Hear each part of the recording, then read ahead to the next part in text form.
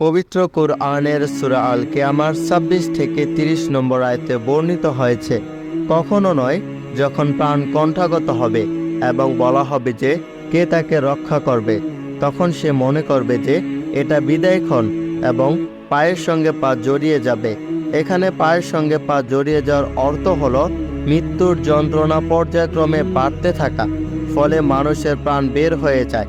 পায়ের সঙ্গে পা জড়িয়ে পড়ার আরেক অর্থ তখন অস্থিরতার কারণে এক গোছা দ্বারা অন্য গোছার উপর আঘাত করবে, কিংবা দুর্বলতার আতিশয্যে এক পা অপর পায়ের ওপর থাকলে তা সরাতে চাইলেও সক্ষম হবে না। হযরত ইবনে আব্বাস রাদিয়াল্লাহু তাআলা আনহু বলেন, তখন হবে দুনিয়ার শেষ দিন এবং আখিরাতের প্রথম দিনের সম্মেলন।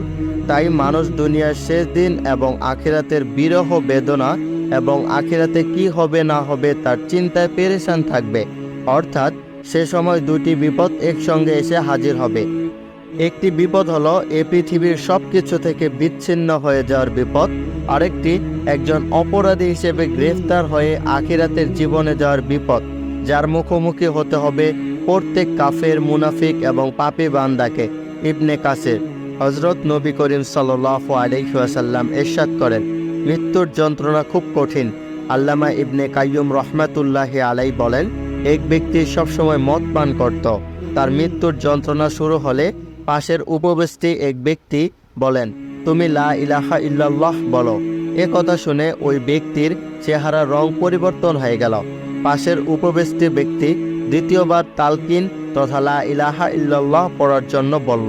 তখন মুমূর্ষু ব্যক্তি তালকিন প্রদানকারীর প্রতি তাকিয়ে চিৎকার দিয়ে বলল, তুমি পান করো এবং আমাকেও পান করতে দাও, তুমি পান করো এবং আমাকেও পান করতে দাও।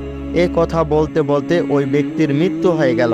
হযরত রাসূল সাল্লাল্লাহু আলাইহি ওয়াসাল্লাম মুমিন ও কাফেরের মৃত্যুর আলাদা অবস্থা বর্ণনা করেছেন। মুমিনের যখন মৃত্যু হয় তখন সূর্যের আলোর ন্যায় আলোকিত চেহারা সম্পন্ন ফেরেশতা জান্নাত থেকে সুগন্ধযুক্ত রেশমি কাফন সঙ্গে নিয়ে এসে মুমিন ব্যক্তিকে সালাম করে। মালাকুল মউত বা মৃত্যুর ফেরেশতা তার রূহ কবজ করার পূর্বে তাকে এই বলে সুসংবাদ দেয়, হে পবিত্র আত্মা, তুমি খুশি হও, তোমার জন্য রয়েছে আল্লাহর রহমত এবং জান্নাতের নিয়ামত সমূহ। এ খবর শুনে মুমিন ব্যক্তির অন্তর আল্লাহর দরবারে হাজির হওয়ার জন্য ব্যাকুল হয়ে পড়ে। ফেরেশতা তার রূহ কবজ করার পর তা সুগন্ধময় সাদা রেশমি কাপড়ে জড়িয়ে আকাশের দিক নিয়ে যায়। ফেরেশতারা আকাশের দরজার পৌঁছানো মাত্র ওই মুমিন বান্দার পরিচয় পেয়ে তার জন্য আকাশের দরজা খুলে দেন এবং তাকে স্বাগতম জানান। ফেরেশতারা তার রূহকে এমনভাবে দ্বিতীয়, তৃতীয়, চতুর্থ, পঞ্চম, ষষ্ঠ ও সপ্তম আকাশে নিয়ে যায়। ওখানে পৌঁছানোর পর মহান রাব্বুল আলামিনের পক্ষ থেকে নির্দেশ আসে যে আমার এ বান্দার নাম ইল্লিয়িনের নেককারদের আত্মা ও আমলনামা সংরক্ষণের স্থানে তালিকাভুক্ত করো। তারপর প্রশ্ন উত্তরের জন্য তার রূহ পুনরায় আবার শরীরে ফেরত পাঠানো হয়। আর কাফের ব্যক্তির অবস্থা সম্পর্কে নবী করিম সাল্লাল্লাহু আলাইহি ওয়াসাল্লাম ইরশাদ করেন, যখন কাফেরের মৃত্যুর সময় আসে তখন তার জান কবজ করার জন্য অন্তত কুৎসিত কালো চেহারা সম্পূর্ণ ফেরেশতা দুর্গন্ধময় কাফন সঙ্গে নিয়ে এসে তাকে আল্লাহর অসন্তুষ্টি এবং জাহান্নামের দুঃসংবাদ জানিয়ে তার রূহ শরীর থেকে জোর করে বের করা হয়। এ সময় কাফেরের রূহ থেকে দুর্গন্ধ আসে।